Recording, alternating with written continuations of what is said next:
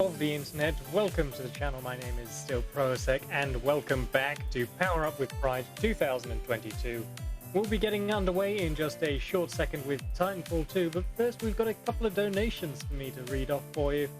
First of all, we have from Alchemy224, we have $100 saying, "Good luck with the marathon, friendos. Hope we can see some scary, scary ghosts." Thank you very much indeed. And from the Jaded Mew, thank you for $10. They say, "This is my first Pride, really embracing my NB identity, and it feels really great." Happy Pride, everyone. Well, happy Pride indeed to you. And indeed, that unlock for the Phasmophobia game is only a short $220 away from its target. So get your generosity in. With that out of the way, I present now Titanfall 2. Take it away. Alrighty. Hello, everyone at Power Up with Pride. My name is Lord Fluffy, and I just have to say to the staff, you did this. You got this. You accepted this run to the event, and we're going to go from there. So this is Titanfall 2 All Helmets. So this is effectively the 100% category. We will be going through the game, completing it, while also collecting all of the collectible helmets throughout the game. So first and foremost, we need to select new game because this will reset all the campaign progress. And as you can see, all campaign missions will be locked, all pilot helmets and Titan weapons will be reset. This means that we can start from the beginning with every single status completely reset. Before we get in there, however, I do have a wonderful co-commentator to help me out here. Go ahead and introduce yourself. Hey everybody, I'm Shug. I also speedrun this game, do a lot of commentary for it. It's one of my favorites, and I am super happy to be here. And thank you to Pride for having us. One little factor I just want to say, the connectivity to the streaming server is a little bit scuffed for me, so you will be seeing a bit of frame drops. Unfortunately, there is nothing I can do about it. However, I hope you can still enjoy the experience. Regardless, I am going to hit the go on spacebar press. I will be starting the run and the timer. So on go, 3, 2, 1, go. So Titanfall 2 is a military sci-fi FPS developed by Respawn Entertainment. Respawn Entertainment are guys behind Apex Legends and also Star Wars Jedi Fallen Order. The team originally formed, having previously developed Modern Warfare 2, and this game runs on a modified version of the Source Engine. So, if you don't know what the Source Engine entails, that means we get Source Engine holdovers like bunny hopping and air strafing, and right out of the gate you'll see air strafing, as well as this game's version, predominantly used version of bunny hopping, known as slide hopping. So we're going to start off, we're going to sprint and jump, and we're going to go directly into slide hop chains. And as you can see, I'm going to be strafing back and forth while holding left and right on the keyboard. And that's the basis of air strafing, which is to hold left and right and curve your camera through the air.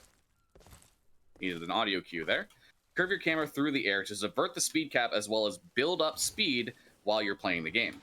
Titanfall 2's air acceleration, however, basically which is the speed in which you can air strafe, is lower than other Source games by a pretty predominant amount. So in other Source games, you'd be swapping strafe directions like multiple times per jump to get like the optimal line. In Titanfall, you'll pretty much only see us swapping strafe directions 1, maybe 2 times per air, and mostly on the jump. So we're going to be heading into the gauntlet here. I'm going to be making use of this EPG that I picked up to damage boost myself. Something to note about this section is the damage boosts do not kill you, even though they're directly on top of you. And this is only for this section of the game because we're currently inside of a simulation. So if I were to do these type of damage boosts anywhere else in the game, they would kill me, and we want to avoid that. So the first helmet of the game, got caught up a little bit there. Sometimes the walls in this game can be a little bit weird on you, but good recovery regardless. And all right, so that is basically the first section of the game, all done and away. So you may have noticed that we've been using a few bits of parkour tech in this game as well. So we have wall jumps. We can kick off the wall as well, similar to like Mario 64 to, get extra speed boost. We also have parkour, like mantles, a slide boost, which is involved in the slide hopping chains themselves. And there is a tech. Now, you might have noticed there is a bit of text on the bottom left corner of the screen that says CKF. This stands for Crouch Kick Fix. We'll get into this in a moment. I'm just going to go ahead and do a funny little glitch here. So if I time this right and I get myself above this indicator as it hits about 5 seconds, where is it? Oh, there he is. He's under the ground. Look at him. He's under the ground. It's fine. It's okay. He's doing his best, man. He's doing his best.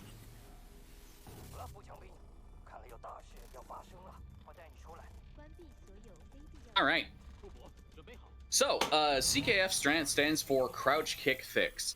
Recently in Titanfall 2, we have discovered a way to get a discovered a way to combine the speed boost you get from a wall kick, which is jumping off the wall within the first 5 ticks of being on the wall, as well as a forced end boost, which is a way to force yourself off the wall and get the speed boost you get from an end boost at the same time. And it's as simple as pressing the jump and crouch inputs at the same time.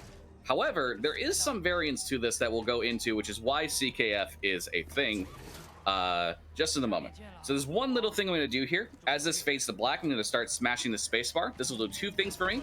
It'll menu through these menus that pop up really quickly, and then it'll also select the easy difficulty for me right away. And the reason for this is before it swaps to the difficulty that it recommends you, it's stuck on easy for a short period of time. All right, so now we're going to head into the second level, which is BT7274. I'm going to pause the game for one moment because I need to check a setting here. Apologies on this. Okay, so the setting is correct. I'll go into that, why I paused it there for a second later, but regardless,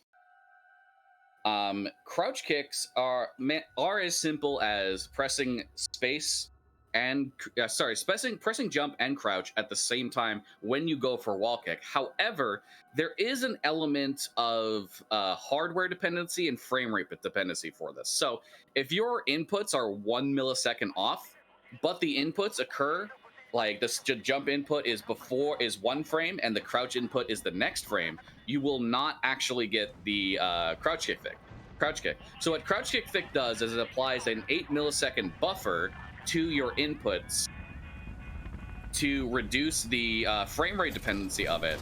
And then of course, sometimes your hardware, your keyboard might have like a 8-second delay on one key press for some reason that you would have to figure out how to fix elsewise. For example, my control button, my control key on my keyboard has a 16 millisecond delay for some reason, but the button that I use for crouching with crouch kicks, V, does not have that delay.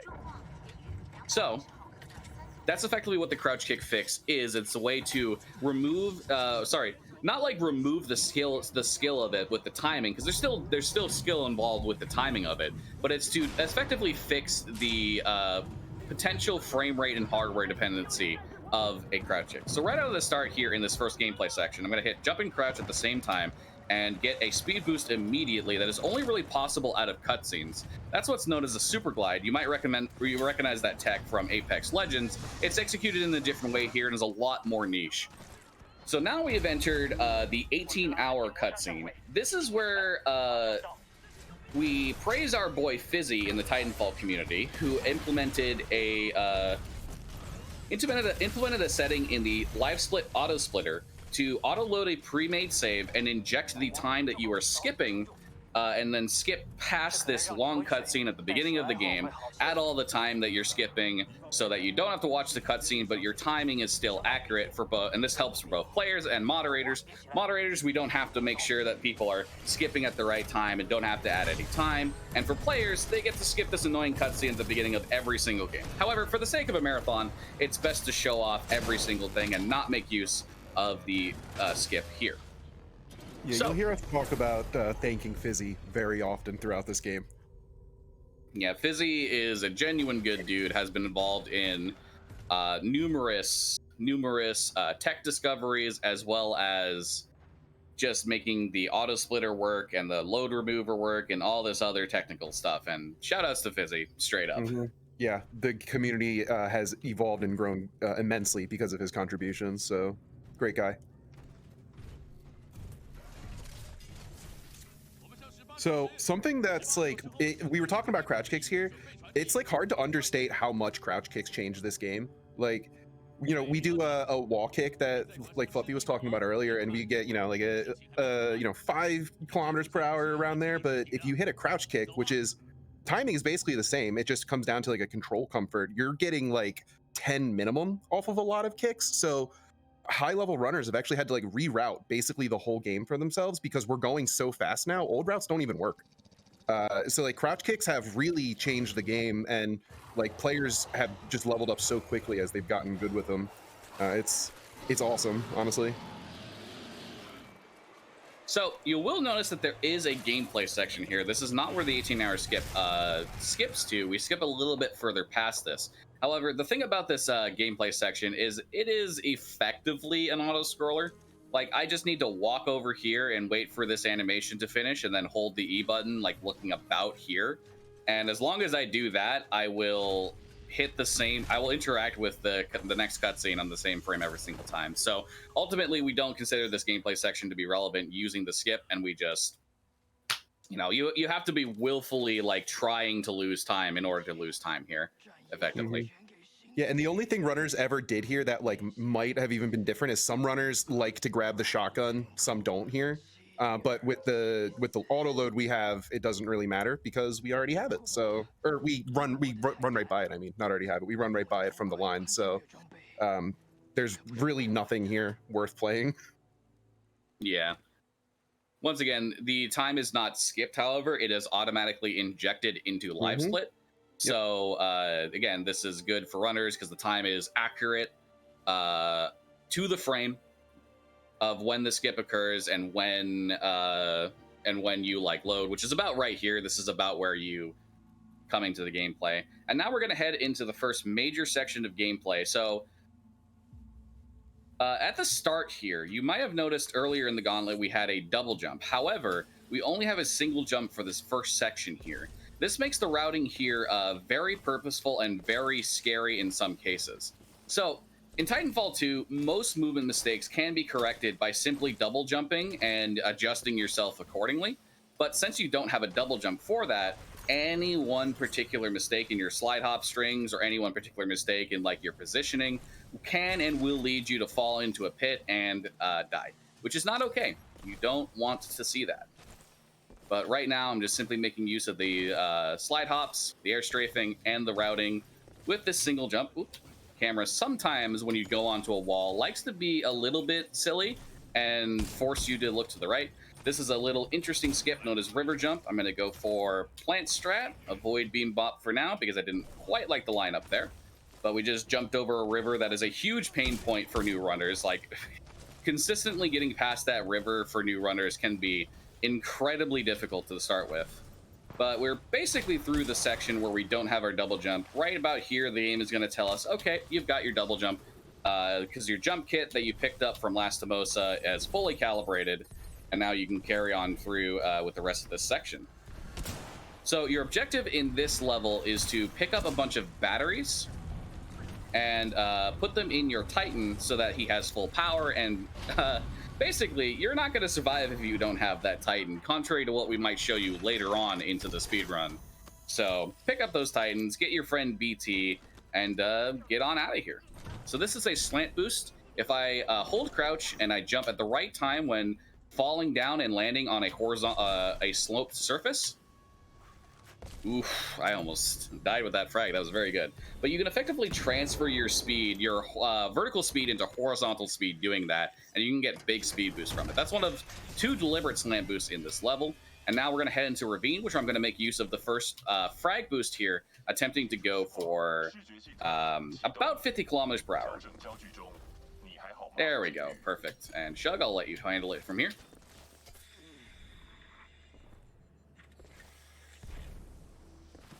It appears Shug is a little bit indisposed right now. So sorry, my mic was muted. All right, so they're coming into the ravine here, gaining as much speed as possible. They hit all of these walls doing crouch kicks, so that you saw right there, they gained 9 kilometers per hour off of a single touch. That area is so fast, and now we come in here with this speed. We go invisible because there's a turret up here. We gotta not let that guy shoot us because it'll slow us down. Clear this area, and that was actually great from Fluffy because since they were fast enough, they were able to get over that little barrier there and shoot the guy who usually throws out a drone, which is always annoying. And then coming into the ship, Fluffy, you can take it away. All right. So I'm going to be making use of a technique known as tap strafing that we'll get into later in some of these corners as well. Through this vent, we're going to crouch into this vent here, and then we're going to mash the spacebar, which is basically the fastest way to get through here, because sometimes you can get like a double jump with getting caught up on the wall. You can get a double jump that boosts you like super far forward. So this is the second battery, and now we're going to attempt to go for a slant boost here. Didn't quite get the speed I need, so I'm going to take the backup here, which is to simply take this wall and jump up to this helmet right here. Yeah, that second one's a little weirder to hit. Yeah, you need about 60 kilometers, but sometimes the slant boost doesn't like to give you what you need in order to reach it. So better than risking going for it and messing up completely, it's better to just, you know, take the backup and lose a little bit of time. So there I tried to pull 2 frags and kill all these specters that dropped over to here, and then one dude that was up here. I successfully managed to kill 3 of the 4 of them and then shot the last one down. Insert the second battery. You need to do that sequence in order to insert the second battery, and now we're going to go ahead and do Titan tutorial. Before that, I want to explain a important mechanic when it comes to Titanfall 2 speedrunning, and that is Lurch. So, Lurch is effectively a little helper mechanic that Respawn made, where you have a 0.5 second window whenever you jump to input a direction, and then you will have a slight lurch in that direction. There are benefits to Lurch and negatives to Lurch. The big benefit to Lurch, obviously, is being able to course correct in mid-air. This also ends up allowing you to use tap strafing, which you may recognize that from Apex Legends, the more popular game. That was first discovered by Titanfall 2 speedrunners. Effectively, that allows you to make much tighter turns that is otherwise not really possible to do with the slow air acceleration of Titanfall 2. We'll get back to that in a second. Right now here, we're doing the Titan tutorial. I am attempting to do a fight optimization strat here where I leave the 2 guys on the left alive. Okay, there we go. Now the 2 guys on the left alive, I'm going to absorb their bullets, fire it into the 4 guys there, and then fire their bullets back into them. Perfect. That speeds me ahead through the Titan tutorial a little bit faster than the normal strat.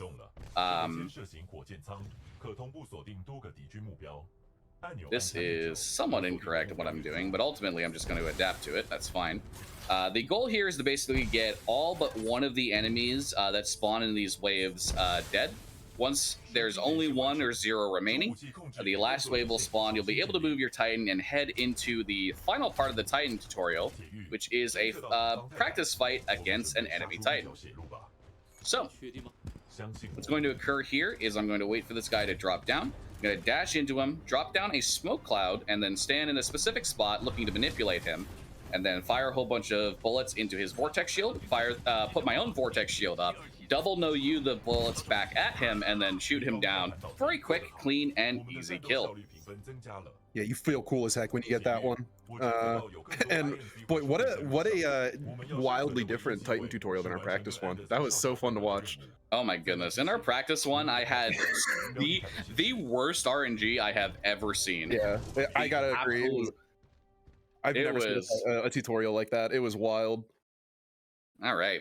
So now we're going to head into Blood and Rust, which starts off with some Titan gameplay. And we can treat Titan gameplay, effectively the game treats Titans like giant players, effectively. So Titans still have access to air strafing, which is going to be important. As you can see there, I was gaining speed whenever I was moving through the air using air strafing. However, they don't have access to any of the parkour elements that pilots do. So we make use of Titan dashes. Generally speaking, we want to always have the Titan dash be on cooldown. Nice little tone slide there, always wonderful. And we want to, if possible, try and dash from high ground to low ground, because dashing from high ground to low ground will preserve the speed you get from a dash as long as you possibly can, which, you know, the longer you can stay at 60 kilometers, the better. We're going to take a slight little detour here to pick up that helmet, and then we're going to abandon BT for a little bit here to go for this next helmet here, if I can get across this gap. Very good. So we're gonna come over here up this staircase. There is a possibility, a small one, but it's a possibility nonetheless, that some of the tones, the enemy titans in this area. Ooh, I'm going to just take this a little bit safe. The tones can, even in easy difficulty, snipe you and kill you in one hit, which can be a little bit obnoxious, but ultimately they didn't end up doing so, and we are safe and sound. And I need an audio cue. And then Chug, take it away. Yeah, so there's a lot that's going to happen here. We take this audio cue and then we ride under here. We're going to first come off of this right wall and then left wall so that we can have enough speed. We want to stay over that guy so that we can get down here. Fluffy is going to strafe in nice and slow, hit this wall. Now coming in here, he's going to shoot, get rid of this guy. And this is coming into canals. Really fun part if you nail it. We take one jump off here, one jump off here. Now they're going to try to clear this guy land, and they're going to go for a double crouch kick here so they can try to skip a little bit less speed than they felt comfortable with. But you could see there we were looking to skip that gap. We're going to jump off to the left here, grab this helmet, and then go into one of the areas where you'll see tap strafing used the most. These sharp corners are impossible to do without tap strafing at any reasonable speed, and Fluffy making them look easy. That is not as easy as it looks. Now here, another fast segment. So we're gonna open this door and we're gonna cut left so that we can grab this helmet over here. And then we're gonna go around the back of this central pillar that compared to what you would have usually seen. And we're gonna get up here so that we can go through a tunnel coming out. Now there's like 5 guys coming out of this tunnel. So Fluffy has to take very specific line to not bonk anybody, get up here, hit this, then he has to thread the needle between all these guys, not get hit here, then you have to go in here. These guys spawn positions random. Now Fluffy hits this button. Fluffy's just making this game look so easy. That entire segment is not easy. We're gonna climb up here, grab this helmet, and then Fluffy is gonna go do sludge skip. Fluffy, tell me about sludge skip. Well, first and foremost, I want to show off a little launch. bit. Yeah, a little thing called bump launch, where you jam yourself in a corner, hold crouch, and then mash the spacebar. If done right, which I did it very well there, yeah, you can get a huge speed boost upward. But now we're going to be doing sludge skip, which is a it doesn't look like much, but it is actually a huge, like 3 to 5 minute time save over the intended strat. So what I'm doing here is I'm manipulating BT to stay where he was behind that little fence by using dialogue options at the right time. Oh no. We'll be good. We'll be good. Okay, we're good. So we have to come over here, hit this. If we don't hit that, the level soft locks, and then we're going to come through this little gap in the wall over here, make our way over to BT, and bark through the wall, and that skips a 3 to 5 minute combat sequence. It doesn't look like much, but that is one of the biggest skips in the game. So now that we have done that, we're going to move on to the next and final part of this level, Blood and Rust, now that we have all 6 helmets and have gotten our way through, and that is the Kane fight, and he has something to say. You were not invited to Kane's party, and that's why you're dead? Well, another runaway hero with an SRS Vanguard class Titan. Woo! Now we're talking! Bringing a knife to a knife fight. So the goal of this fight is to get lock-ons on both Kane and this brute with the tone loadout. When you have lock-ons, which is 3 shots or 3 lock-ons with the tone loadout, you can fire a missile barrage. Having 2 of them allows you to double missile barrage, and you can put that entire missile barrage into the brute and kill it in 1 volley. Next up involves making sure to use your volleys and other tools correctly on Kane, even with a little bit of AI trolling. That was a very good Kane fight. Yeah, it's good. This fight can get a little out of hand sometimes when based on what the Kane AI wants to do. So for him to kind of play nice and not speed around these corners, give clear lines of fire to Fluffy is very, very kind of him. So we have a little bit of time here until the end of the level, so I'm going to use this opportunity to show off the differences in crouch kicks versus wall kicks. Now, I'm just going to do this via wall jumps instead of crouch jumps, but the difference should be obvious. So when I jump off a wall, I get like 42, go at like a specific angle. But when I jump off the wall, the crouch kick, I go 45, and you see I go at a much sharper angle off the wall. So I got 40 off of that wall jump, very, very shallow angle, much further out angle with crouch kicks. So that's the main indicator alongside the speed as to knowing if you did or did not actually get a crouch kick. And it is a notable amount of speed. You can get a significant speed boost from that. Mm-hmm. So Yeah, we're now gonna head into the Abyss Chapter 1. We're gonna start off this attempting to go for a frag boost. Did not get a wall kick there, so I'm just gonna abandon the frag boost and attempt to use the EPG to get myself some speed here instead. Something to note, as I said, in the the first level, we were in a simulation, so we didn't want to, so we could just, you know, have grenades explode right on top of us, have the EPG explode right at our feet to get maximum boost. If we did that right now, I would unfortunately perish, and that would not be fun. So I'm attempting to shoot the EPG as well as throw the frag in a situation where I am still within its blast radius, but not within its kill radius. So that allows me to get those first two helmets fairly safe and sound there. Now we have a Titan section of movement. It would be faster to leave BT behind and go to where you need to do to get helmet number 3. Unfortunately, BT is very slow to follow you through this section, so it's faster just embark in BT and take him to the position that you need. We also need him for later on in order to kill 3 Titans in order to progress through the level. So here I'm going to go for what's known as a disembark jump, where I try to jump, and there we go, get a high jump while disembarking from BT. Next, I'm going to try and attempt to chain some wall kick chains here. Take a little safety around that pipe, pick up helmet number 3.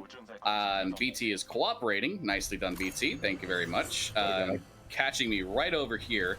And now I'm going to manipulate my boost in a specific manner in order to go for the vibe check or wall boost. So I'm going to try and boost at the correct time here so that I get ahead of this scripted sequence and get pushed by this wall. If I then hold... There we go. Perfect. No need to disembark. Very good vibe check. Yeah, good vibes. All right, so this is the second reason why you need BT for this level. These Titans here need to all be killed in order to open the door to progress through the rest of the level. We make use of Scorch to do so, because Scorch has very high area of effect DPS. As you saw, those Titans exploded incredibly fast. Yeah, that was a great clear. Next up, as the final helmet, we're going to pick this one and immediately reload checkpoint. This will give us a much better checkpoint than using a Death Warp or climbing back out of that situation, so that we can head into this final section here, which is we need to hit a button in this little building over here. The reason why we load checkpoint is twofold. As I mentioned, it's faster than using a Death Warp or any other thing, but it also, because we time this game without loads, loading checkpoint there actually saves time by nature of not having the timer being ran. So now we have hit both of these switches, and we're going to fall down here. Once you hit that last switch, the fall timer here, the kill plane here actually doesn't exist, so you can fall into the end level trigger a little bit faster than riding down the little elevator. And now we're going to come into the Abyss Chapter 2, which is just unfortunately very unfortunate, because as you can see, you start off with such incredibly high speeds, and there's like such a high skill cap for maintaining your speed through this section, getting this helmet. None of this ultimately matters because Into the Abyss Chapter 2 is effectively an auto-scroller. So... It's the coolest auto-scroller, though. Oh yeah, it's real cool. There's a lot of really cool things you can do in this stage. It just, none of it matters, and it's so disappointing. Yeah. In fact, I'm so upset, I'm going to take it out on that Marvin. How dare you? This is all your fault, Marvin. It is. It's usually the Marvin's fault. All right, so I'm going to quickly use the EPG here to take out these guys here, pick up the Spitfire for a later level, and now I'm going to attempt to go for a platform boost. So whenever you jump while riding on something, you preserve the momentum of the thing that you're riding on. And you can use that to your advantage to get, as you can see, a ridiculous amount of speed. Now, I did not feel comfortable with the angle and the speed that I was approaching at, so I just decided to play it a little bit safe. But if you do it right, you can carry that like 170 down to like 120. You can carry it all the way over here. You can jump on that. You can jump off that. You can clear this entire gap in one go. It's really cool to do, but ultimately saves no time and only exists entirely as a swag strat. So what you're seeing me do right now instead is basically like super ancient strats before the you're basically seeing me do strats to this level before the community knew about the told spice route for any percent, as well as knew that this stage was a an auto scroller basically. So the goal here is we're going to try and make it over to, okay, we actually got the second fastest cycle, which is good. The end goal is to make it over to the platform in the far distance back there. So I'm going to attempt to play it safe and sound as best as I possibly can in order to reach there before the first assembly line arm reaches there. Because it's an auto scroller up until that point, and even then you have to just like still wait through, and it can be kind of annoying. But ultimately, like, I've got the second fastest cycle, I've got plenty of time to work with. So there's not much else to do here. We're just gonna wait for a platform to reach its destination before the next major trick. So if we have any donations, now is a wonderful time. Thank you very much. We do indeed have one donation sitting in the wings from Spectral Smitty. We have $50 and the quote, "Good luck, Lord Fluffy. You've got to go fast." Thank you, Smitty. Thank you, I can Smitty. absolutely confirm that you are going fast. It is a lovely showcase so far. I'd also like to take this opportunity to thank the Yeti. So Power Up with Pride has partnered with the Yeti to bring you shirts based on runs throughout the event. These awesome designs will only be around as long as the marathon is, so make sure you pick them up now.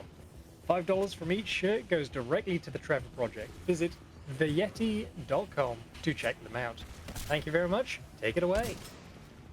All right, so this is the first assembly line arm that reaches that platform. As long as we're at that last platform before this one departs, we will not lose any time in this stage.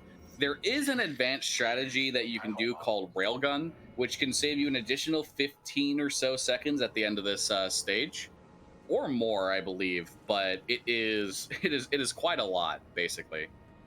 So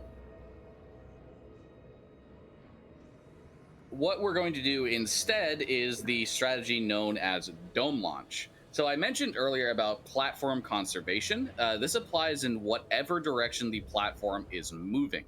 So, you know, if it's moving just directly to the left like this, I'll hold all the leftward. If it's going up, I'll maintain some of the upward momentum as well. We're going to make use of that to attempt to jump up to the to the trigger here that'll trigger the sequence that we need to go forward to finish the level. So I'm standing in a relatively specific spot, and I'm going to look in a relatively specific place and attempt to use an audio cue to boost myself up there. Sorry, not an audio cue, but a visual cue. Beautiful. Good, looks good and perfect. All right. Absolutely wonderful. So that is basically everything that is relevant in Into the Abyss chapter 2. The last little thing is coming over here, picking up this helmet, at which point we will set ourselves up to do another major skip, another major fight sequence skip known as Dome Skip. So this is normally where I'd be all like, haha, you know, it's this really complicated setup where you got to like look down here, you know, been around twice, SpongeBob meme reference type of deal. None of that actually matters because this wall just doesn't exist. That's it. You can just crouch through that wall. That's all it is. This game we play, dude. This game we play. But it actually leads to some cool stuff coming up here, because now normally you guys see us do this, or you would do this fight, and there's like a hole in the back of the arena that opens and you go through it. But because of what we're doing here, Fluffy's going like to the outside of the interactive box, and when this screen fades to black, it's not actually just like fading to black and then, you know, the lights come on. It's actually teleporting you to a different location entirely. And if we're standing here, once we're teleported, we actually fall straight down, and wouldn't you know it, we're standing on top of the end level trigger. So, you know, we just end the level and skip. How much do you think you skip with this? At least like 3-4 minutes. It's at least 3-4 minutes, yeah. Yeah, it's a lot. And it's so simple, and it looks really cool. So that's I believe that is one of two levels, right? That has the end level trigger available early. Yes, and surprising and relevantly, that is going to lead to this next stage, which is Into the Abyss Chapter 3, which is the other stage that has the end level trigger always loaded whenever you load into the game. So, Into the Abyss Chapter 3 is going to start off with, navigating through these sections here. If we do these right, we can maintain our speed through them, but I had a little bit of trouble to do so. So I'm going to take a little bit of a slightly different approach as I come over here. This is going to be me attempting to go for yet another bump launch. I just need to jet myself in between these two here and then mash the spacebar. Once I get up to the dark section of here, I can then jump on over, pick up this helmet. This skips the need to... Oh, no. Okay. Yeah, let's play this safe. There we go. Sorry, that skips the need to rotate the cylinder in order to get up to the helmet normally. Ideally, that would save 3 seconds over the old strat. It was a little bit scuffed there, so not a big deal. I'm gonna take this a little bit safely, actually, because I didn't really like how I navigated through there. I'm going to come down through here, and then I'm gonna get onto this wall. I'm going to use the momentum from this wall, get on over to this helmet. A little bit late on my double jump, unfortunately, so I mantled up. No big deal. We'll get on into BT regardless. And now we're going to head into the second half of this level, which is Titan movement. This is because we're going to go for another skip, the second out of bounds in the run. For the record, the first one was dome skip, because we were out of bounds there in that previous level. There's one other out of bounds, which is situational, that we'll get into later. But we're going to be going for something known as Ash Skip. So the Ash fight itself is fairly RNG heavy. There are some strategies to be able to do it fairly reliably, but ultimately it's typically faster, especially for mid to low level runners, to fly up here, get on top of this pipe. I'm having trouble getting past. Okay, get past that run and then disembark. So what's doing there is I was in a location where the game could not safely put BT as well as disembark Cooper, the character I'm playing as. Ooh, I got hoverless. That's really good. Yeah, neat. I haven't seen that in a minute. I was in a location where basically the game could not safely put both BT and Cooper. So what it attempted to do is teleport me to the closest location where it could safely put BT and Cooper, which just happened to be out of bounds. So now I'm going to do a disembark clip through an invisible wall there. After I navigate around that razor's edge to avoid the Ash fight cutscene trigger, we're going to hover up on top, which is basically back in bounds, but still kind of out of bounds. And we can hit the end level trigger from out of bounds, and we are done with Into the Abyss as a result. Interestingly, coming into this next level, you cannot hold directions out of load screens in this game, which makes some of the burst movement you see at the start of levels from Fluffy really interesting. But if Fluffy touches W here, there's a decent chance he soft locks the game by getting stuck in that vent. Yeah, it's a weird soft lock for the start of Effect and Cause 1 here, but, Effect and Cause 1, this is the level you remember if you've played this game, and if you haven't played this game, this is the level your friends always tell you about. And it's because it is incredibly cool. There's just a whole bunch of time shenanigans going on where we're transferring back and forth in time currently. So the first part of this level is effectively navigating through these scripted time swap sequences. I'm going to go for a frag boost here on the next one. I was a little bit late, so I'm not going to get it. A little bit early, rather, so I'm not going to get anything out of it. So I'm going to attempt to go for some crouch kicks here. Got some good speed off of it. That's what we like to see. And now I'm going to try and carry this momentum into this building on the right here. I'm going to try and slide up this right into Anderson. Very good. So this is Anderson. Lore-wise, we're just supposed to be rendezvousing with him at this point. He's hanging out. We're just going to let him hang out there. It's no big deal. Yeah, we'll come back to him later. Doesn't matter. Yeah, we'll come back to the other half of him later. we'll get to that in a second. But now that we've got his helmet, we come over to BT. BT is going to tell us what the mission was that we've been, trying to get to this entire time. And then also tell us, hey, so now you're in charge of this operation. You were promoted to acting pilot like 3 hours ago. You now have command of this operation. Have fun.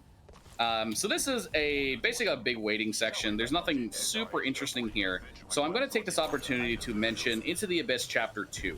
So something I didn't mention that I meant to mention while I was playing the level is we have currently a $2,000 bounty to find a skip for the level. Effectively, what we're looking for is a way to skip the auto-scroller that saves time over waiting for the auto scroller.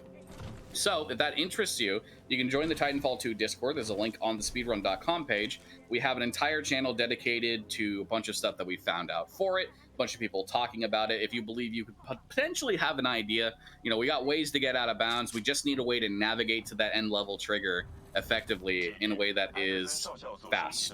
So if that interests you, feel free to hop in the Discord and give it a go. So we are going to so we're waiting here a little bit. So we're going to get is BT is going to pick up this little light pole here, and he's going to toss it into an open gap up there. So we're going to wait until BT raises his hand, then we're going to go for a crouch. Okay, let's set this up again. For some reason I did not get the wall jump I was looking for, but effectively that's how that's supposed to look. We're supposed to grab the zip line like as it gets into place and hit the dialogue as well. It was a little bit of a trip up, but not too big of a deal. And now again, we got a couple waiting sections here, but we're gonna wait around as we go for a really cool trick known as FTL. So there's these laser grids that will exist in the past timeline. And if you hit these laser grids, they will shoot you away from them and away from them. So this laser grid here, if I were to touch this, it would shoot me away. I'm going to attempt to make use of that on purpose to burst myself through this upcoming last hallway and try and skip some time swap sequences. Oh, didn't end up working. So the timing of it can be a little bit sensitive, but as you saw, it sends you at a ridiculous speed, which you can use to like skip through this entire hallway and skip some forced time swap sequences. Get over here. There's no wall at the end there. Time they didn't bother. can't even keep up with you. You go so fast that time can't even keep up. Yeah. All right, and now we're gonna head into Effect and Cause Chapter 2, which is my personal favorite IL in the game. And it has probably the best tooltip because, hey, we found Anderson's other half, and now we have picked up the tool on his wrist, and we can manually time swap. So, press mouse 5 to time travel. We'll be making use of the manual time swap as we come through this level, both casually and from a speedrun experience. This level is very cool.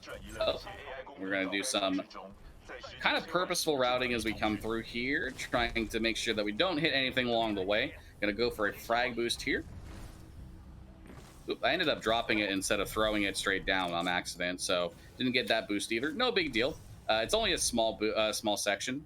The first helmet here is going to be at the top of this elevator shaft. 6, and then after 6 we can jump into it, swap back over, and now we're going to head into the first dialogue sequence. So this level has 2 sequences where you have to wait around for some dialogue from this ghost here that's, you know, just a recording of Major Anderson. And I want to show off a little funny. So there's Major Anderson right here, and there's Major Anderson down there. I swap time. Major Anderson is no longer down there, but he's in fact up there. So the way that this level is structured is actually really cool. It's every single time you're hitting the time swap button, what you're actually doing is being teleported up and down a specific amount of distance into a basically a carbon copy of the levels that are stacked on top of each other. And it is such a good thematic stage, and the way that it's structured as well is like you wouldn't necessarily notice it right away, and it's really cool.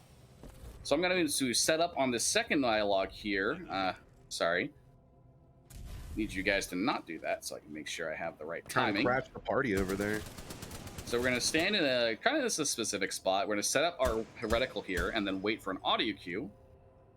1, 2, throw a grenade. Once the grenade hits the wall, and we're going to try and get a frag boost. Very good boost there. We're going to tap strafe around this wall and then try and slide our way into helmet number 3. Helmet number 3 can sometimes be a little bit awkward because, you know, if you don't do things right, you might like not get your slide boost after, you might, you know, time swap too early. There's a lot of things that can go wrong that can lose you a few seconds here. But that's helmet number 4. We're now going to go for a frag boost strat here. I know what I'm doing. Ooh, good save. Definitely. Sometimes your muscle memory can panic, like time swap there, and it can be a little bit detrimental to you, but no big deal. We managed to get at least a decent frag boost out of it. We're going to get helmet number 5 here, and then we're going to try and chain our wall kicks here so we can get a little bit. I needed a little bit higher than that, so we're just going to take the safety wall run there to pick up the final helmet, and we can continue on through to the end of the level. And that effectively is what a pretty decent Effect and Cause Chapter 2 should look like. And this is still one of the most popular ILs in the game, even with those sections where you have to wait. So that speaks to the volume of like how fun the level is to actually play for runners. So we're coming into the final sequence here. We're going to swap time to prepare us for the next stage, and we are loading into the Effect and Cause Chapter 3. Sorry, I'm having a little bit of acid reflux issue here. The Effect and Cause Chapter 3 is a very short level, so it's kind of rapid fire. We're going to open the door, then we're going to come down here and try and get ourselves at least above 40 kilometers so that we can take a very specific routing through this section. Swap time here, and then use our handy-dandy data knife, which we stab into things, and then hacks them for us. Future convenience, don't worry about it. The data knife is effectively a plot device. That's actually convenient because even though I messed up a movement there, the little Titan guy wasn't in my way, so I didn't have to worry about him punching me into the stratosphere. And now we come over here. The arc that we have been trying to scan through the latter half of this level has exploded, but we are frozen in time. And this is just look at this, Shug. It's so beautiful, dude. Oh no, we broke it. We broke time. Mom's gonna be so mad. Oh my god, you're so right. Yeah, she's gonna be so mad. We should hide the evidence, right? We don't want Mom to be mad at us, right? Exactly. What she can't know. Time's frozen. All right, but yeah, that's the end of the level basically. From here, it's just a little cutscene to the end, as we are scanning the arc, which we need to do for later. And once this is done, conveniently, we will be put back in the proper timeline. And Deus Ex Machina, we're good to go. It's funny that this scan just magically fixes time. I know, it's just like, why does this happen? Yeah. I don't understand. Hello, BT. How are you doing, my guy? Say hi to BT, everybody. He's a good dude. He's a good lad. If you haven't played this game casually, you guys totally should. It's a very good story. Plus, you just feel so powerful with the way this game's movement is. All right. So, the Beacon Chapter 1, the thing I'm going to want to do at the very start of this level is to get ahead of BT, because BT is he's a giant, like, square of a hitbox. He can be a pain to get by. So we're going to come over here, try and get on this wall, and then get past BT as soon as possible. The reason for this is we actually want to get, like, ahead of all of this scripted walking that BT does, with the intent to go later on into the level. So what's normally supposed to happen is you're supposed to go through this sequence, and then the game is going to be like, hey, there's fog, embark into BT, and then, you know, you can come and kill all these stalkers, which are attacking the control room here. But you can actually hit all of these stalkers. You can come down here and kill all of these stalkers beforehand. And then by doing that, and then coming back to where BT ends up over here, we can actually end up skipping a huge amount of dialogue. So if done right, BT should be telling me, yep, there we go, threat neutralized right away. So I want to wait to embark here for half a second, because the line that BT just said, caution, I detect traces of poisonous chemicals. If BT does not play that line before we embark into BT, the game will actually crash. So we just have to wait a little bit there. But once we're done with that, we skip all the dialogue, we come into these doors, we'll disembark into BT. I think it was a little bit too close there, so BT's probably going to do the little waddle he does, which is unfortunate. Oh, no, he just got right into position. Perfect. All right, so now we're in another... Waddle. Yeah, did the shitty. Oh, shimmy. There we go. The shimmy. I said shimmy. I definitely said that. So it's, again, a little bit of a waiting sequence here.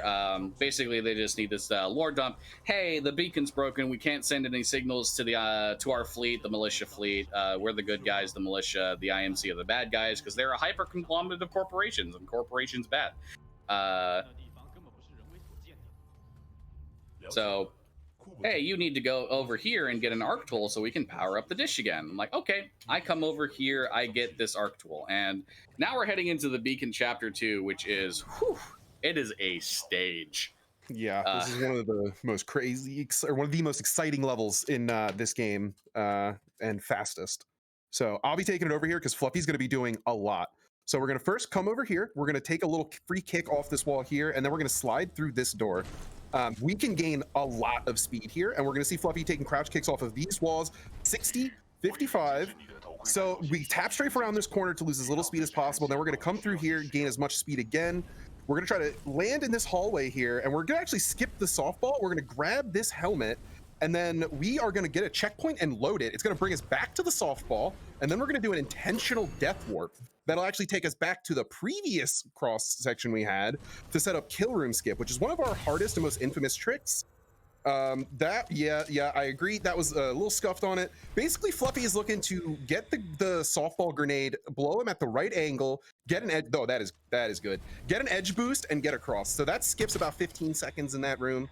We'll take more kicks here, and then we're gonna be coming out. We gotta shoot a gap through this little area, and then this door. Fluffy making it look easy once again. Hit the button here, and now we're gonna be going to get the arc tool. We just gotta do, we just gotta kill a Marvin first, normal Titanfall stuff. Steal it, turn this fan off, and then we're going to wrap around this corner with some tight movement to not bonk anything, hit this laser, and we're gonna go up this fan. We're actually gonna cut right, and a little different from any percent, and we're gonna run past here, grab that, then take the wall boost around the corner to come down here instead. Now up here, this is the bane of a lot of new runners, similar to that river earlier. This is called heatsink skip. There is several ways to do this. Fluffy does it my favorite way. Oh, no, okay, a little late on the pull, so Fluffy aborts that and goes with Old Reliable. We use a lurchless setup there to get across, easy peasy, a little slower than Fluffy wants, but it's safe and it's easy. So now, we're coming up to the fan section. We gotta hit this, maybe mantle, we don't get it. So we're gonna go through here. We're gonna slowly lower our altitude while also kicking off walls so that we can try to set up something called fast fans. Basically, we're gonna come around this corner. That looks good. Wall kick there. Turn that one off. So Fluffy able to transfer a lot of that momentum from the wind into those. She goes for it. Quick stair slide. Stair slides are that was actually a very good beacon, Fluffy. That was very good. Yeah, aside from having to reload checkpoint on the first kill room skip, that was very, very good. Yeah, and the awareness to do that is really great for runners, like in general. Most people will go the distance and then miss it and then load. So awesome that Fluffy was like, oh, I'm gonna fix this. All right. So now we're into the Beacon Chapter 3, and if you've ever seen a Titanfall 2 speedrun before, this is probably the level that stands out in your mind in it. So I want to throw a little fun fact out here. So I'm going to shoot a softball at my feet, and as you can see, I take damage, but then immediately feel like I'm back at full health. So when you enter this area for the first time, you actually get put in basically an immortal state where you can't really die. And the reason for this is you're supposed to enter this room over here where radiation damage is supposed to be damaging you. But you can actually come in here, take a nap, and then wake up like 2 hours later and Cooper will still be alive. So you're effectively unkillable until this sequence is done on the easy difficulty. So we got to come over here, light up all of these to get the beacon online again, taking a relatively specific pathing, as well as charge sequence, because you can run out of charge with the arc tool here. As you can see, it's kind of it's kind of like has an amount of charge that has to refresh every now and then.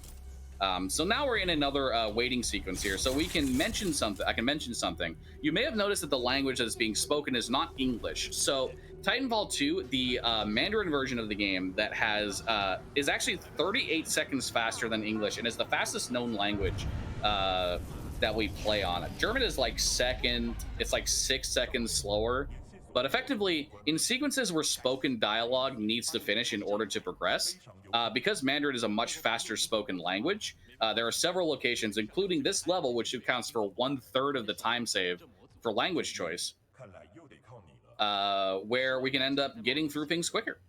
And now we're going to head into probably the single most famous part of the run, which is Super Fastball. In all helmets, I'm going to be doing an adaptation known as Super Curveball. So we're going to start off with here. We're going to head on over to the dish like normal, but we're going to swap to the brute loadout, and then we're going to jam ourselves into this corner here and use the brute's fly ability. If we disembark while we're doing the flying ability, which is unintended, we can actually lower our gravity by 15%. This is known as moon boots and is integral to making super fastball work, which again we'll be doing a better variation for all helmets known as super curveball. I am doing a little bit of movement here to pick up some helmets before BT goes for the throwing sequence. This is purposeful for later to potentially save a little bit of time later on the level. I'm going to set a quick save here because you really want to see this in action. Yeah. So if I do mess this up, I will load a quick save. Quick saves are not native, so this would invalidate my run for a PB setting, but this is a marathon, so who cares? So I'm going to hold space and jump out of BT's hand. Now we're going to strafe, jump at the right time to get over the crane, come over here, slide off of that. We're going to attempt to jump, pick up that helmet. Now we're going to go for an extended slide hop over here to give myself a little bit of extra height. Land here. Then we're going to bunny hop and tap strafe around the corner here. I'm going to slow down a little bit just to make sure I can make this gap over here. Better to slow down a little bit, make sure that you can make gaps versus get the full distance. But this is basically like how it looks. You know, ideally you can carry like 70 kilometers through that whole sequence, but even still being able to do so without having your momentum like completely stopped is incredibly solid. So that's super curveball. We pick up 2 helmets along the path, pick up a 3rd one before we detour over to the proper location. And now we're going to be making use of Gravstar boosts. We're going to come over here, pick up a Gravstar, and then we're going to hop up to helmet number 1, which is, the first helmet over here. We're going to pick it up as we get boosted by the Gravstar. It's a little bit low. I should still be able to make it over here. No, okay, no big deal.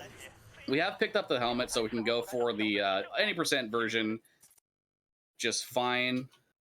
There we go. Much better boost. Get ourselves over to this dish, and we can pull out the module, which is the mission objective. So, now that we've done that, we have to do a return sequence. And this is going to make use of another Gravstar boost using the setup P-Zipless or Poverty Zipless. There's a faster setup called Zipless where you kind of like YOLO throw a Gravstar, and then while you're doing momentum to get over here. But it's a little bit tough to pull off consistently. Okay, so that didn't work. I'm going to go for it again. There is timing to this. If timing is a little bit off, things can go wrong. There we go. That's a much better boost. It's pretty common to go for 2 Gravstars there.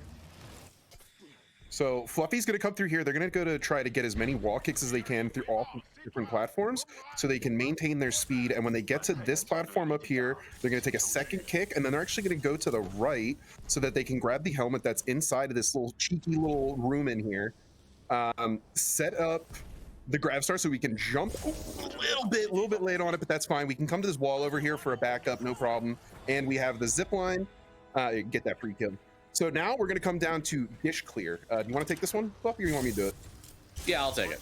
So we're going to do a bunch of like particular strategies here. For the most part, okay, that didn't work. That's fine.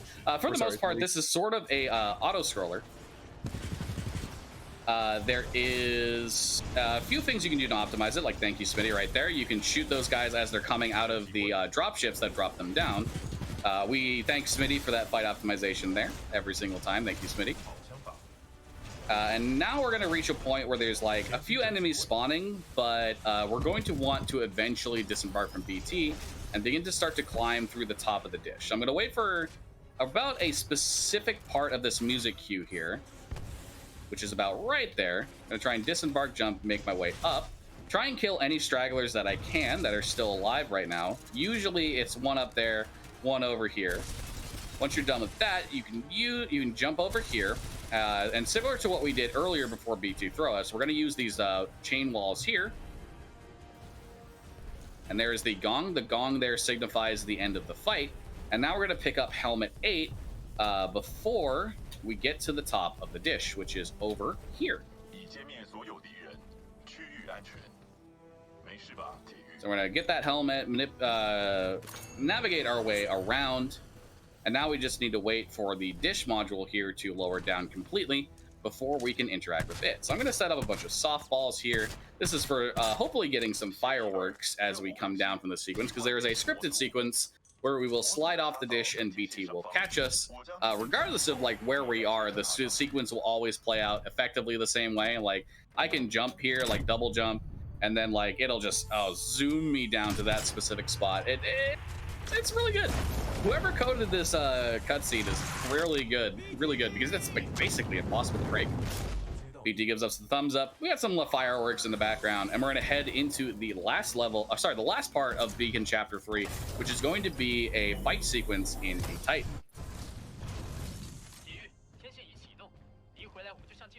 So you may have noticed that I only had 8 out of 9 helmets. We will be getting that night helmet later on, making use of a trick at the very end of this level. So first off, we're going to start off killing these Reapers just by using melee. The second wave of enemies will spawn at the same time every single time, so we just don't use any of our resources. Then we come over here, shoot an arc wave at these 2 Reapers, and then 1, 2, 3, 4. Ideally that 4th shot would have hit, but sometimes the Reaper likes to, you know, be in a different position. We're going to look at it and stand in a specific spot here to spawn manip these next 2 Titans from over to here. Now, by doing so, if I stand in the right spot and I put down some flame traps and then look up, we can dupe the flame trap damage. Are they dead? I think it was just that good, dude. I literally couldn't tell. Like, where did he go? Where did he go? I literally couldn't tell. Oh man, that was perfect. All right, and now for the Richter fight. I'm doing a slightly slower strat for comfort here, where I'm going to make use of the Scorch to burn Richter down and hopefully have him nuke eject immediately.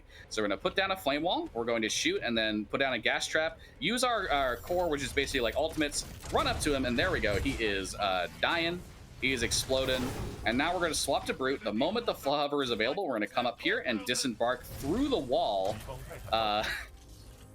Definitely unintended, but we're going to trigger the elevator to climb, and then we're going to disembark again, which is going to get us outside. And what this does is it allows us to move freely, where we would otherwise be trapped in the control room there, and that's known as Elmo Clip. It actually saves time in any percent by teleporting BT to the proper location to trigger the dialogue that turns into the end of level sequence. And because of this, we can now use this freedom of movement to come over here and pick up this last helmet that I left behind, which would have, which allowed for some different routing. It is possible to go over there and reach the helmet that was in that building using this sequence. It is, however, very difficult, and I did not feel comfortable going for it in a marathon setting, so I just went for a slightly less optimal, but still pretty good routing of helmets through there. So now we're in the end level for Beacon 3. This is just a long cutscene until the end of the level, so if we have any donations, this is a wonderful time. All right, thank you very much indeed. While there are no donations currently on the table, I will briefly read off why we are doing this. You know, we are doing this in support of the Trevor Project. So the Trevor Project is the world's largest suicide prevention and crisis intervention organization for LGBTQ, that's lesbian, gay, bisexual, transgender, queer, and questioning young people. The organization works to save young lives by providing support through free and confidential suicide prevention and crisis intervention programs on platforms where young people spend their time. Their 24/7 phone lifeline, chat, text, and soon-to-come integrations with social media and platforms. They also run Trevor Space, the world's largest safe space social networking site for LGBTQ youth, and operate innovative education, research, and advocacy programs. It's a very, very near and dear to many of our hearts organization, and I encourage everyone to get in whatever generosity they feel is worthwhile. Thank you very much indeed. Back to our runners. All right, so this is Trial by Fire. Previously, this was pretty much the most unique level in the Titanfall 2 speedrun, because this involved basically being in your Titan 100% of the time. You had small detours to pick up some helmets as a pilot previously. However, with recent developments with this stage, we now actually like 50-50 use Titan and then pilot movement for this stage. So we're going to start off here by switching to the Ronin loadout and using the sword block ability. The sword block ability reduces all incoming damage by 75%. Using that as alongside dashes and the phase dash ability, we can actually get up to this wall without dying as a result of this. This sets up in a perfect location for the subsequent fight that we're going to be doing. So that wall doesn't exist. We can walk right through it, and now we can put down, prepare that flame trap. Every single bit of movement at the start here you're seeing is very purposely planned out.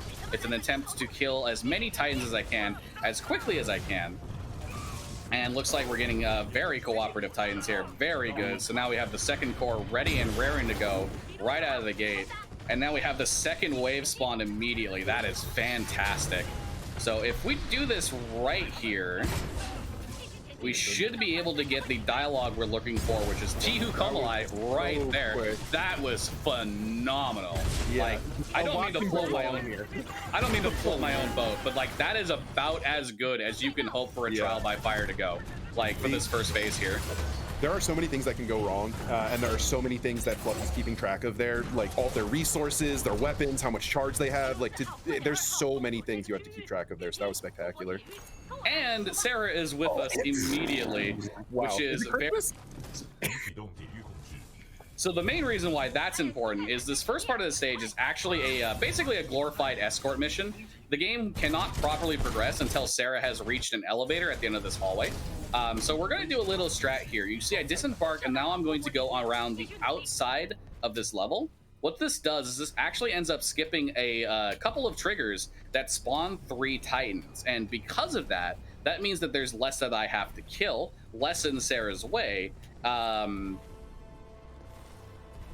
And as a result of all of that, we can end up getting through this section much quicker. Sorry, not necessarily quicker. You can do it quicker with the old strat, but this is a lot. This is like 100% a consistency strat. And with how much variance there is in Trial by Fire as a level, consistency strats are the key. And that, wow, to get to that elevator at that time, that is ridiculous. So now coming up, I'm going for probably the riskiest and hardest strat currently in Titanfall 2, which is Lone Wolf. This is going to involve me using the flight core here, getting to the top of this elevator as quickly as I possibly can. And now I'm going to come over here, try and bait a quick save. And now I'm going to hover, try and disembark. And if you can see this here, BT is now stuck. This is important because we're going to go through the rest of this level as a pilot. And if BT was able to follow us, there's a big chance that BT would, you know, follow us and then die. And if BT dies, that's basically just like us dying, and that's no good. So now I'm going to attempt to go through the level with some specific routing. At any particular period of time, I can be shot and die, so this is very risky. It looks very nerve-wracking, but the routing here is very purposeful. As long as we don't get turbo screwed by anything, this should go perfectly. So we have 60 kilometers, which is about what you want through this section. There's this guy here. He can kill us. We got past him. No big deal. We're going to go for a crouch kick off the wall here. Now we're going to cloak to try and make sure that none of these Titans are going to interfere with us as we get through this last section. And now we've hit the cutscene trigger. It's not over yet. There is still a chance that I can die. However, at this point, all I need to do is reach the end level trigger.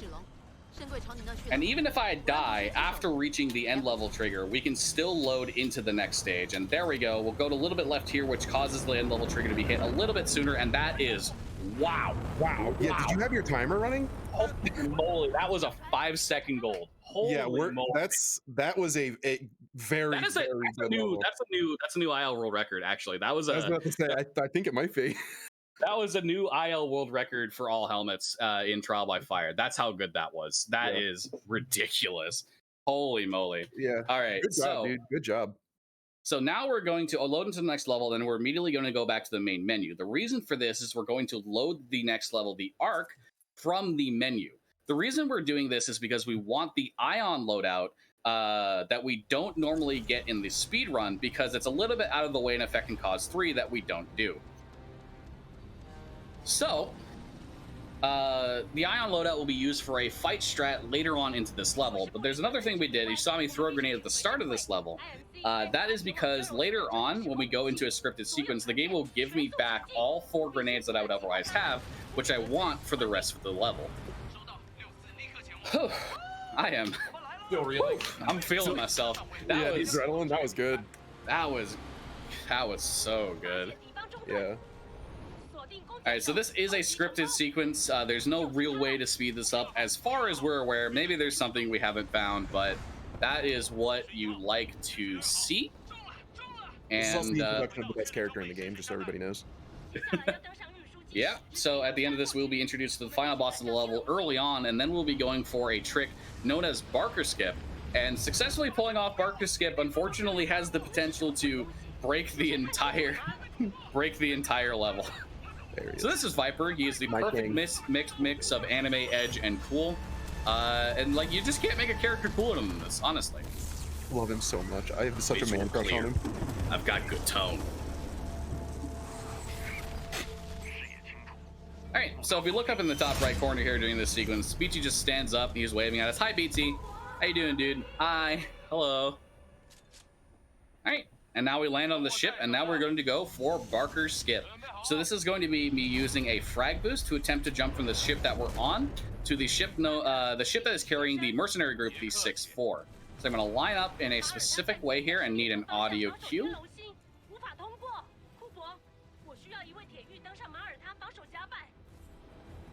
I don't think that's gonna work. Nope. Okay. So there is some variance with Barker Skip. The way the 6-4 comes in, the way that the ship that we're on is angled, how much of a frag boost you do actually get.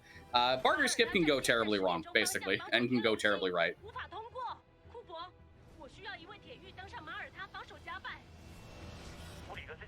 Ooh, we did it. Okay, we'll take it. We will take it. That was I hadn't seen that work out that way, but that.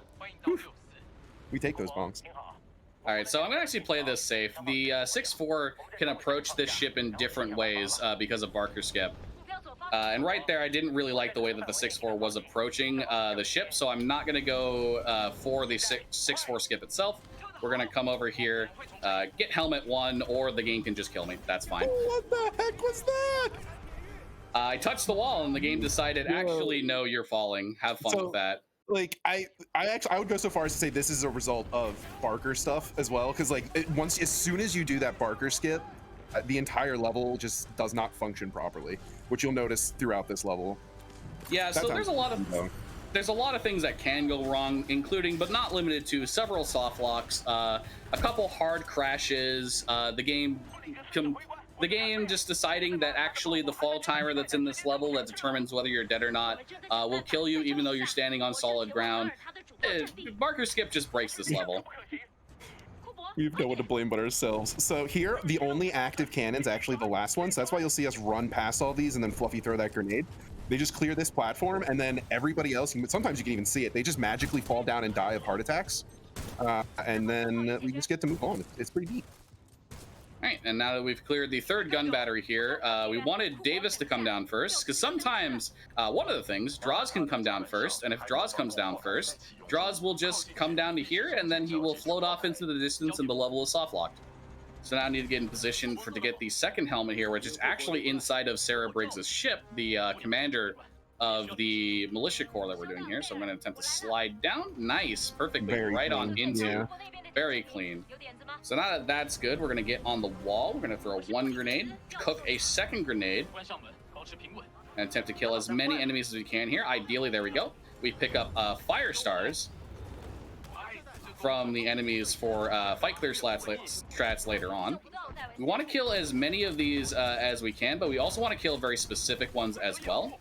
The reason why we want to kill specific ones is because the 6-4 are scripted to kill a certain amount of enemies, and certain enemies are easier for them to kill than others. So, now that we've killed all of them, I want to come up to the back here. Hopefully I can take out this guy and all of these guys here. Once all of these guys are dead, one of the 6-4 gates should speak up and say, fairly soon, should say the room's clear. There we go. So Gates has now said the room is clear. When Gates does that, loud sound warning, by the way, I don't know if this comes through, but it does for me. Sometimes there are loud sounds that play in the back of this room with my setup, and I don't know why.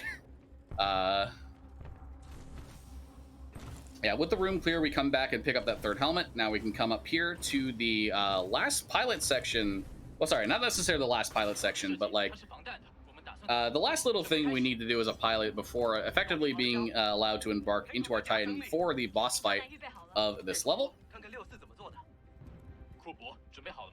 So we're gonna come up here, and this is the scariest thing I've ever seen in my life. This thing right here. Let me tell you what can go wrong with this. So there's a possibility that the game can crash when pulling the data knife out after steering the ship. There's a possibility that you can die from the fall timer killing you. There's a possibility that the game can save as you're pulling the knife out and soft lock you from completing this level, which would not be fun. Yeah, this bit knows when you're on PB pace, and that's when it kills you. You might have also noticed there that the tooltips changed for Fluffy here. They actually switched to a controller to get the analog lineup, which gives you more control over where the ship is. Yeah, I find I end up getting a death or a crash here way more frequently on using keyboard controls. So just use a controller to do there. Another crash they avoided right there was not going towards that window when BT punches. And here's Viper. Voodoo 1, Viper's on station. Your run ends here, pilot. The RNG belongs to me. No time to save. No run to bless. All right, so for the Viper Zerg strat, the Viper fight strat that we use, we shoot 1 laser shot, 2 laser shot, swap to the tone loadout, 1, 2, 3, 4, 5, 6. Fire a missile barrage into him, and then hopefully we can land 3 more shots. Perfect. Then we're going to swap to the Ronin loadout here. Use the core that we have built up to take out these guys. And we also got the missile barrage to take out Viper. So we Zerg Viper down, then use the core we build up to kill those 2 Scorches. And that was very fast. So I'm probably going to have to deal with the 3rd out of bounds in the run. The one that I said earlier was situational. Yeah, this is the newest one as well. So the Viper Zerg strat is actually so fast that what ends up happening is when we go through this scripted animation sequence here, what's going to end up happening is we're going to end up out of bounds because the game has not yet moved the bounds in a way that, so you can see in the background here, the background is all like, it's all cloudy. It's not what it's supposed to be. And if I might get lucky, we'll see how it goes. Okay, no, so I'm not going to get lucky. So I'm going to have to deal a mantle clip here because the invisible wall is going to start pushing me. Perfect. And by mantling on something twice, which I did there, you can force the invisible wall to move past you, get back inbounds, and then come over here and take out Viper. And besides the first Barker skip, that was very, very solid. This endgame looking nice. All right.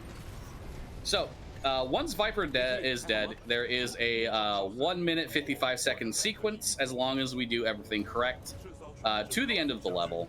So once again, this is a wonderful time to get in any donations or shilling that you need to do. Thank you very much, in which case shill I shall about our marathon. Why not? So you are watching Power Up with Pride 2022. We run pretty much as we can to all this weekend. And if you miss anything at all, then you can find the runs uploaded after the marathon on our YouTube channel. You can also stay up to date on this event and any future events by following us on Twitter or joining our Discord. Links to all of this can be found in the panels below the stream or by using !social in chat. Alright, that's about all I've got to say, so bring us home. All right, so you might have remembered back in Effect and Cause 3, we scanned this arc thing. We've now actually picked up the arc and we're going to shove it into BT's cockpit. So the lore basically is that the arc is used to power a giant mega death weapon known as the Fold Weapon that can destroy entire planets. If that sounds like the Death Star, it's because it's exactly what it is.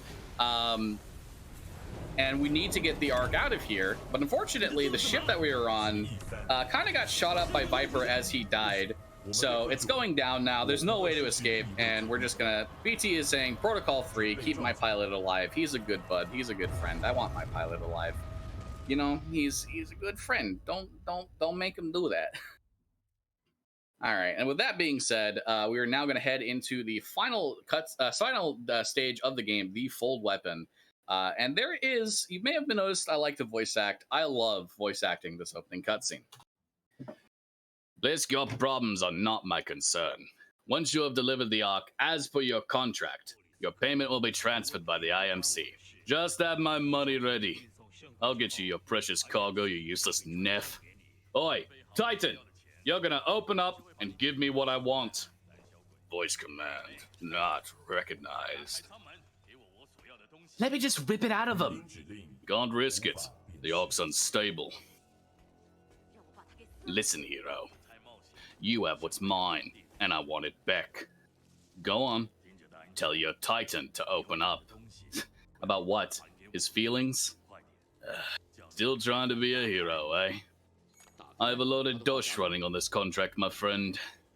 So tell your Titan, if he doesn't open up, I will shoot you in the head. Pilot in jeopardy. Ocular systems marginal. Cannot visually acquire pilot. Ugh, stand him up. You see him now? Right here. Right here. Yeah? You see him now? Functions compromised by severe. I don't care how broken you are. I know deep down some things still work in there. Now open up. I'm going to shoot your pilot in the head. You still remember numbers, don't you? I'm going to count to 3. 1, 2, 3. Now, that wasn't so hard, was it? Yeah, that's the problem with teams. If you don't win together, you die together. Now just pay attention to Blisk here on the right side of the screen as he does his little flip, and he just sinks into the ground. So for the record, just slip into the ground.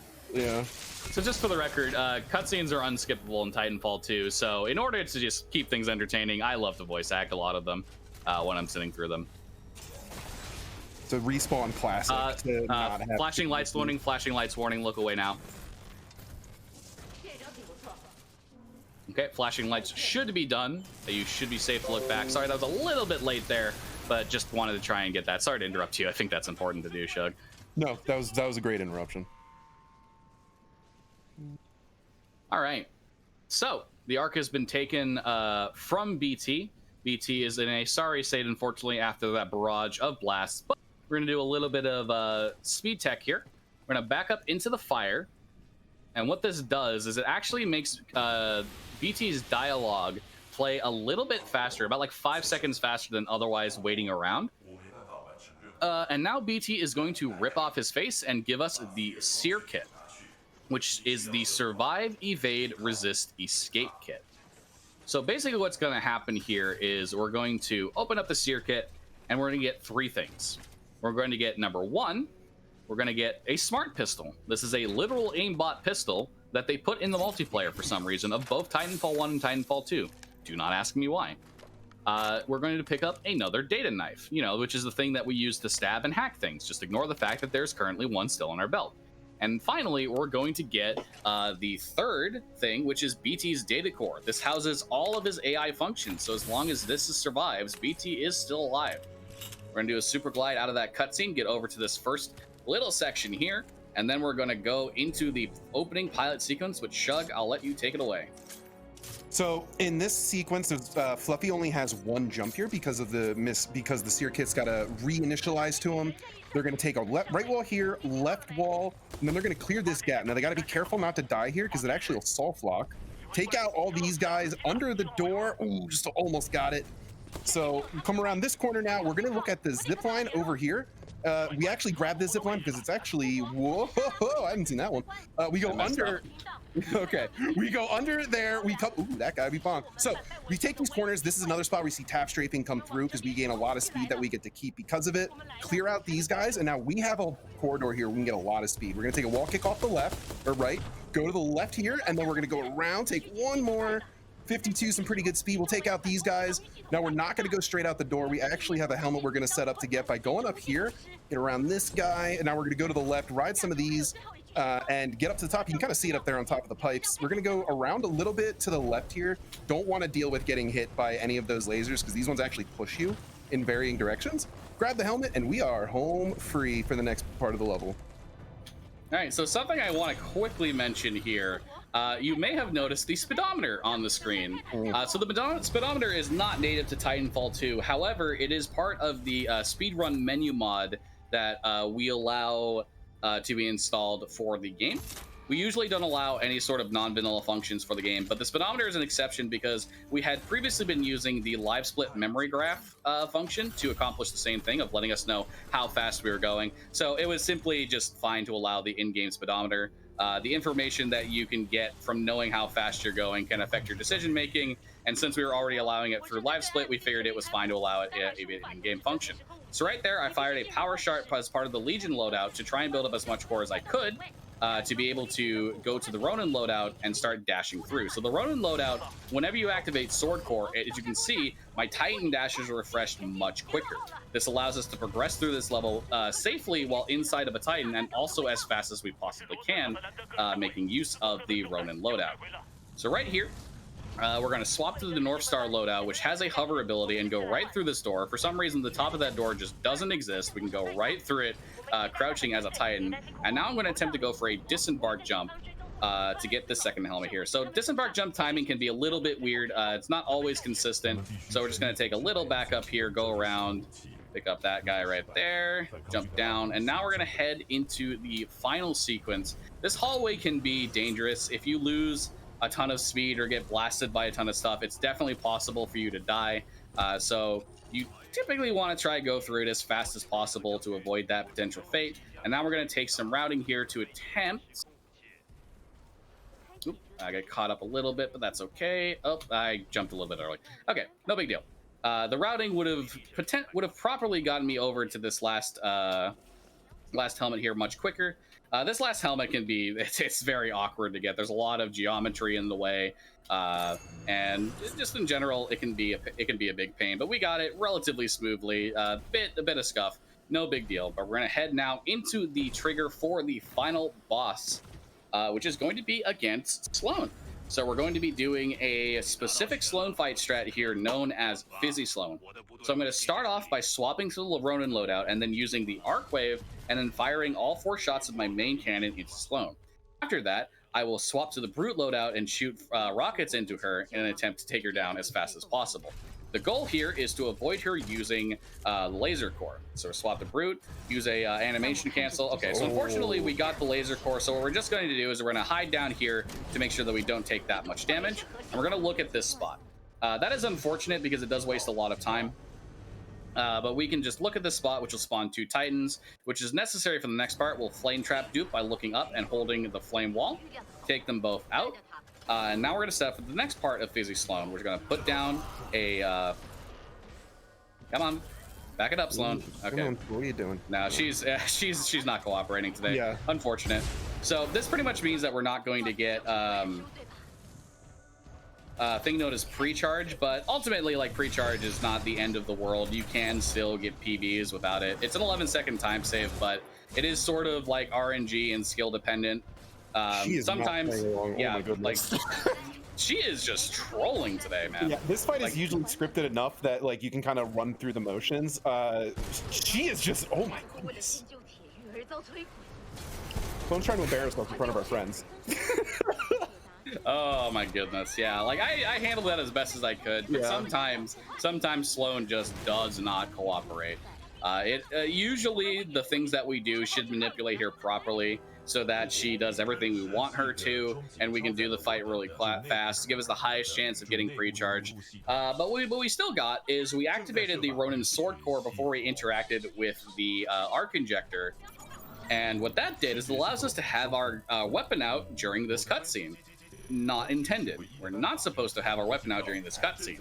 And the great thing about this is we can fire it, and we can make Apex Legends non-canon because we just killed Blisk.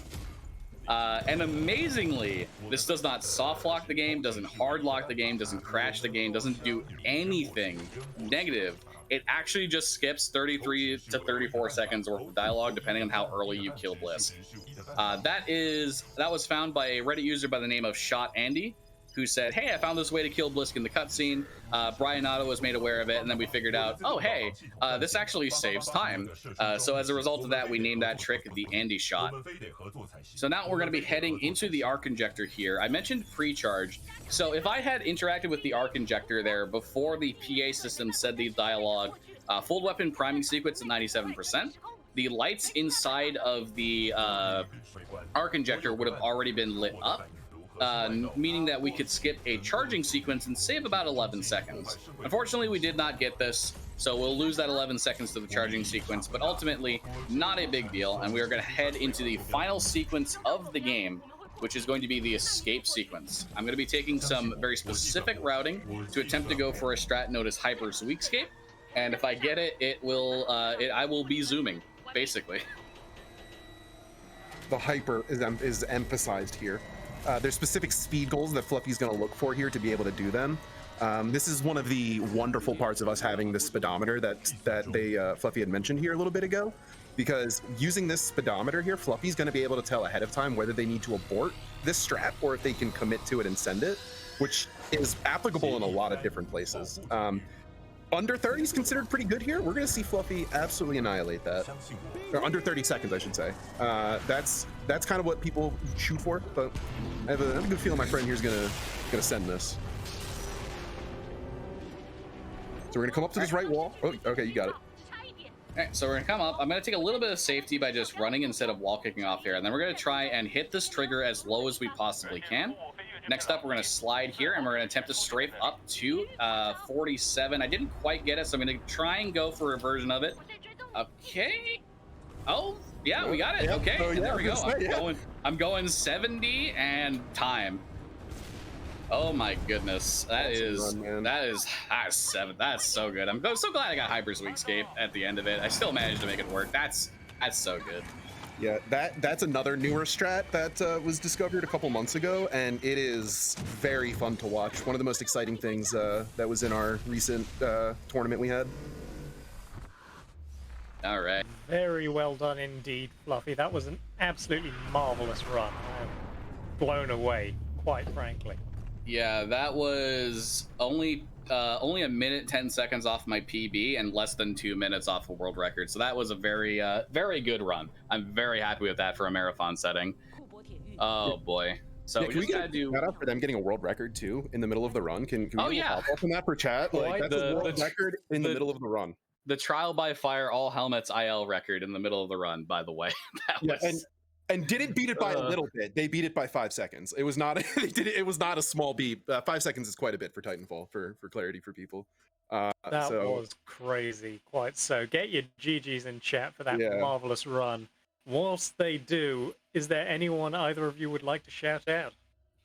All right. First things first, I just want to admit, so this is a necessary thing for verification. We come to the mission select screen. We can see 1 out of 1, 2 out of 2, 6 out of 6, 9 out of 9, 8 out of 8, 11 out of 11, 3 out of 3, 3 out of 3, 3 out of 3. That confirms that I have collected all helmets in-game time, 1 hour, 25 minutes, and 33 seconds.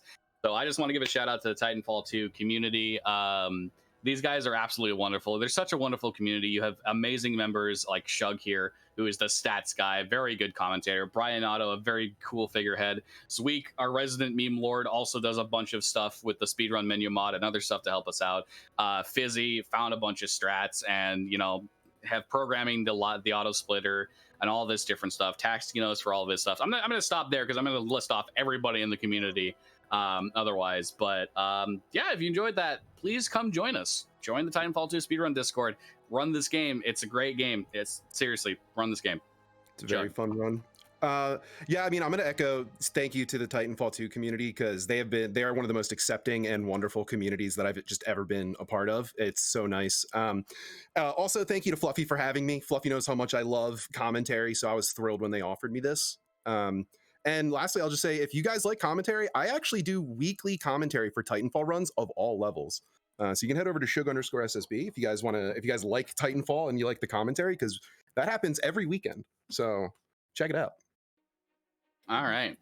On that note, I will give it over to the staff to continue on with the marathon. Thank you all so much for watching. Follow me at twitch.tv/lordfluffy, and we'll see you guys later.